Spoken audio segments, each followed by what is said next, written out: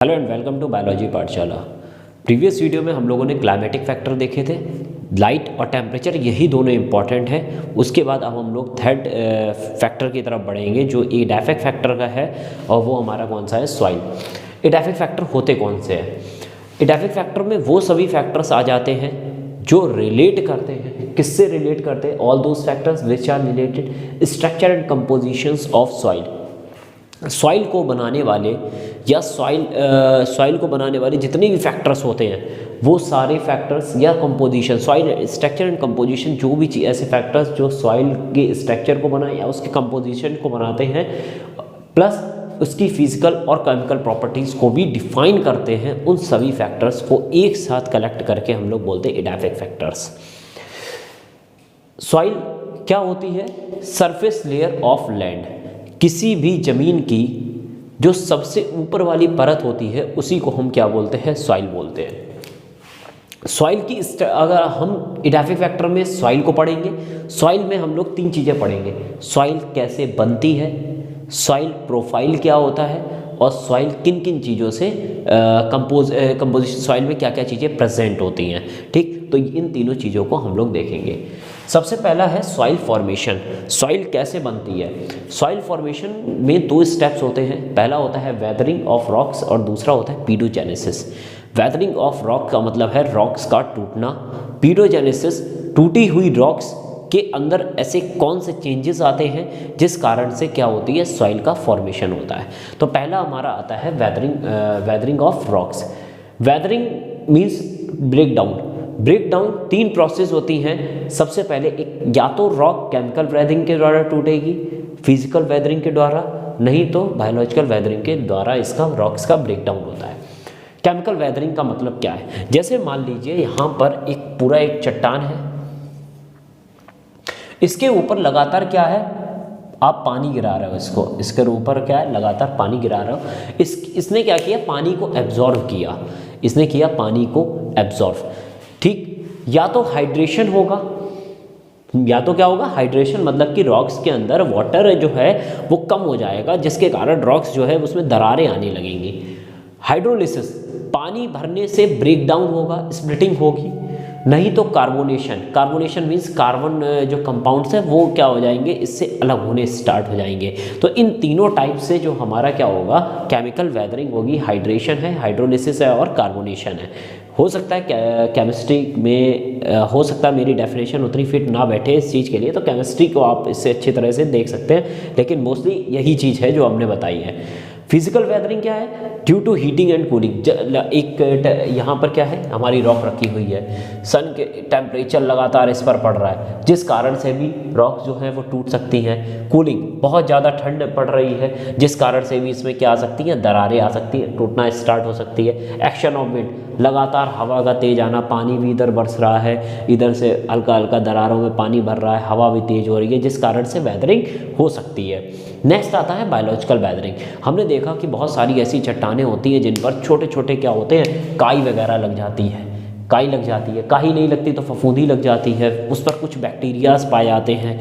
अच्छा, अब जितने भी ऑर्गेनिज्म पाए जा रहे हैं, कुछ ना कुछ वेस्ट निकालेंगे, एसिड्स निकालेंगे, जिस कारण से ये कहाँ एब्जॉर्ब हो रहा है, हल्का हल्का रॉक्स के द्वारा एब्जॉर्ब हो रहा है, अंदर जाएगा। एसिड है, कोई ना कोई एक्टिविटी करेगा, ब्रेक डाउन प्रोसेस स्टार्ट हो जाएगी। तो ब्रेक डाउन मीन्स रॉक्स का ब्रेक डाउन की प्रोसेस क्या कहलाती है, वेदरिंग कहलाती है। वेदरिंग की प्रोसेस किसी भी तरह हो सकती है, केमिकल हो सकती है, फिजिकल हो सकती है, या बायोलॉजिकल, या फिर हम ये बोल सकते हैं ये सीरीज में भी हो सकती है।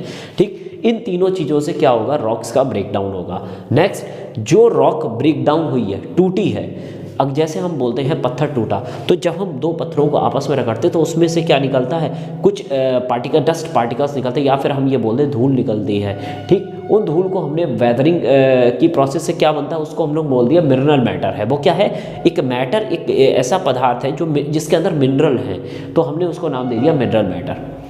साथ में, उसी के साथ में क्या है, ये जितने भी बायोलॉजिकल मैटर्स हैं ये बायोलॉजिकल जितनी भी वेदरिंग के द्वारा, चाहे बैक्टीरिया हो, फंगस हो, लाइकन्स हो, प्लांट हो, ये जितने भी हैं, ये एक ना एक टाइम अपने ख़त्म होते हैं, डेथ होती है, इनकी डेथ होती है, इनका डिकम्पोजिशन स्टार्ट होगा, और डिकम्पोजिशन जैसे ही स्टार्ट होता है ये अपनी सिंपल फॉर्म में आ जाते हैं, मतलब कि ये जिनसे बने हुए होते हैं उसी फॉर्म में वापस ब्रेक डाउन हो जाता है, मतलब डिकम्पोज्ड हो जाते हैं। तो जब ये दोनों चीज़ें आपस में मिल जाती हैं तो इसमें क्या होते हैं, कई सारे चेंजेस आते हैं, बायो फिजिकल चेंजेस आ सकते हैं, बायोकेमिकल चेंजेस आ सकते हैं, जियोकेमिकल चेंजेस आ सकते हैं, जिनसे क्या होता है, सॉइल का फॉर्मेशन होता है। एक बार इसको दोबारा समझिए। जैसे मान लीजिए चट्टानें जो हैं, जैसे ये चट्टान यहाँ पर क्या हो गई, चट्टान हल्का हल्का टूटना स्टार्ट हुई, चट्टान क्या हुई, हल्की हल्की टूटनी स्टार्ट हुई। यहाँ पर पत्ती वगैरह थी, वो इसके नीचे क्या हो गई, दब गई, पत्ती वगैरह इसके नीचे दब गई, कई महीनों कई साल तक ये प्रोसेस चल रही, ऐसी दबी रही।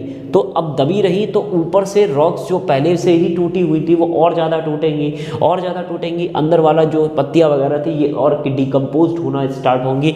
तो इन दोनों की प्रोसेस से कुछ ना कुछ बन रहा है, और जिसके अंदर बायोफिजिकल या इन तरीके के चेंजेस आते हैं, जिससे आगे चलकर किसका फॉर्मेशन हो जाएगा, सॉइल का फॉर्मेशन हो जाएगा। सॉइल की स्टडी, या हम ये कह दें सॉइल के फॉर्मेशन की स्टडी जो है उसको हम लोग बोलते हैं पेडोलॉजी। क्या बोलते हैं, पीडोलॉजी। पीडोलॉजी या पेडोलॉजी भी जो भी आप को सही लगे प्रोनाउंसिएशन में आप बोल सकते हैं, पीडोलॉजी मोस्टली बोला जाता है। तो हमने पहला देख लिया सॉइल फॉर्मेशन। नेक्स्ट आता है हमारा सॉइल प्रोफाइल। सॉइल प्रोफाइल क्या होता है, देखिए सॉइल प्रोफाइल का मतलब है कि एक पर्टिकुलर जगह पर अगर हम सॉइल को खोदें तो उस जगह पर हम देखते हैं सॉइल की कुछ लेयर्स होती है, कहीं अलग दिखता है, कहीं अलग दिखता है। तो इसका मतलब है कि यहाँ पर सॉइल कुछ बताना चाहती है कि यहाँ पर अलग है, यहाँ पर कंपोजिशन अलग है, यहाँ पर कंपोजिशन अलग, यहाँ पर कंपोजिशन अलग है। मीन्स डिफरेंट लेयर्स में सॉइल का अरेंजमेंट जब हम एक साथ देखते हैं तो इसी को हम लोग बोलते हैं सॉइल प्रोफाइल बोलते हैं। कलर, हार्डनेस और कुछ प्रॉपर्टीज़, कलर, हार्डनेस, सॉइल की हार्डनेस, सॉइल का कलर और कुछ अदर प्रॉपर्टीज़ ये बताती हैं, सॉइल को कुछ पार्ट्स में या कुछ लेयर में डिवाइड कर देती हैं। इन्हीं लेयर्स या सॉइल को हम लोग बोलते हैं हॉरिजन्स। क्या बोलते हैं, हॉरिजॉन। जैसे हमने बोल दिया ये पार्ट अलग है, ये अलग है, ये अलग, तो ये हॉरिजन्स में डिवाइड हो गया। इन हॉरिजन्स के अंदर अब सारे हॉरिजन्स एक दूसरे से फिजिकल, केमिकल या बायोलॉजिकल प्रॉपर्टीज़ के आधार पर एक दूसरे से डिफरेंट होते हैं। अब हमने इन हॉरिजन्स को, जैसे हमने ये एक टेक्सचर ले लिया, एक प्रोफाइल ले ली, ए है, बी है, सी है और डी है।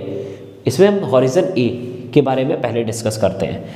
हॉरिजन ए सॉइल की सबसे ऊपर वाली परत होती है जहाँ पर रूट्स वगैरह प्रेजेंट होती हैं, ठीक। अब बात करते हैं मिनरल रिच एंड डिकम्पोज्ड। उसके बाद में जो ये हॉरिजन ए होता है, इसके अंदर मिनरल क्वांटिटी सबसे ज़्यादा पाई जाती है, प्लस इसके अंदर ऑर्गेनिक मैटर भी बहुत हो, क्योंकि ऊपर वाली लेयर है और ऊपर वाली लेयर पे पत्तियां गिरी या कुछ भी गिरा तो डिकम्पोजिशन स्टार्ट होगा, तो वहीं पर ह्यूमस प्रेजेंट होगा। तो ए पर सबसे पहले मिनरल रिच होता है और दूसरा क्या होता है, ऑर्गेनिक मैटर यहाँ पर सबसे ज़्यादा होता है। मीन्स ऑर्गेनिक मैटर को हम लोग क्या नाम दे दिया, ह्यूमस। इसको 5 सब रीजन में डिवाइड करते हैं, O1, O2, A1, A2 और A3।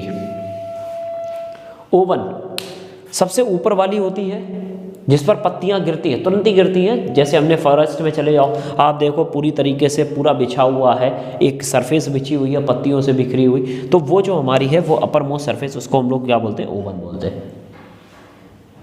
नेक्स्ट आती है हमारी O2। अगर हम देखें तो डिकम्पोजिशन, जैसे पत्ती है, यहाँ पत्ती गिरी, एक परत आ गई ऊपर से, हवा से, धूल से, इसने क्या कर दिया, इसको झांक दिया, इसको ढक दिया, नीचे से decomposition start, break down start हो गया। तो ब्रेक डाउन जिस लेयर से स्टार्ट हो जाता है, डिकम्पोजिशन से स्टार्ट है, उसी को हम लोग बोलते हैं O हॉरिजन या O2 हॉरिजन बोलते हैं। मीन्स O का पार्ट है ये। अगर स्टार्ट हुआ है डिकम्पोजिशन तो ये डेट्रियस कहलाता है, और डिकम्पोजिशन हो चुका है तो उसको हम लोग बोलते हैं डफ। तो डेट्रियस अलग है, डफ अलग है। डिकम्पोजिशन स्टार्ट हुआ तो डेट्रियस, डिकम्पोजिशन हो चुका है, फाइनल स्टेज में है तो हमारा डफ। फाइनल स्टेज में होगा तो आगे चल के क्या बना देगा, ह्यूमस बना देगा, और ह्यूमस मिनरल के साथ में जिस जगह पर प्रेजेंट होगा वो हमारी A1 लेयर होगी, A1 हॉरिजन होगी। किसका पार्ट है, A हॉरिजन का पार्ट है। सेकंड है A2। A2 अगर हम देखें तो ये A2 वाली जो ये यहाँ पर प्रेजेंट होगा, ये हमारा कैसा होता है, लाइट कलर में होता है, ह्यूमस क्वालिटी लो होती है, मिनरल भी कैसे होते हैं, लो होते हैं। A2 को हम लोग बोलते हैं जोन ऑफ इलुविएशन। अब जोन ऑफ इलुविएशन क्यों बोलते हैं? क्योंकि यहाँ पर सबसे ज़्यादा हम लोगों को क्या मिलेगा, आयरन और एल्युमिनियम जो है वो यहाँ पर प्रेजेंट होता है लीचिंग की फॉर्म में, मतलब कि ब्रेकडाउन जैसे खुरच के निकाला जाता है तो उस फॉर्म में यहाँ पर प्रेजेंट होता है, हल्का हल्का ट्रेसिंग के रूप में। A3 ए को बी से जोड़ने का काम करती है। मीन्स ये मान लीजिए A3 है, ये ए को किससे जोड़ रही है, बी से जोड़ रही है। हमारी कौन सी लेयर हो गई, A2 लेयर A3 हो गई। नेक्स्ट देखते हैं बी हॉरिजन। बी हॉरिजन का अगर हम देखें तो बी हॉरिजन को बोलते हैं जोन ऑफ इलुविएशन। ये है एलुविएशन, ये है इलुविएशन। डार्क कलर का टेक्सचर हम लोगों को यहाँ पर देखने को मिलता है। क्यों मिलता है? क्योंकि यहाँ पर क्या है, आयरन है। तो आयरन और एल्युमिनियम यहाँ पर सबसे ज़्यादा पाया जाता है। आयरन की वजह से यहाँ पर कैसा देखने को मिलता है, डार्क कलर, रेड कलर का भी आपको देखने को मिलता है।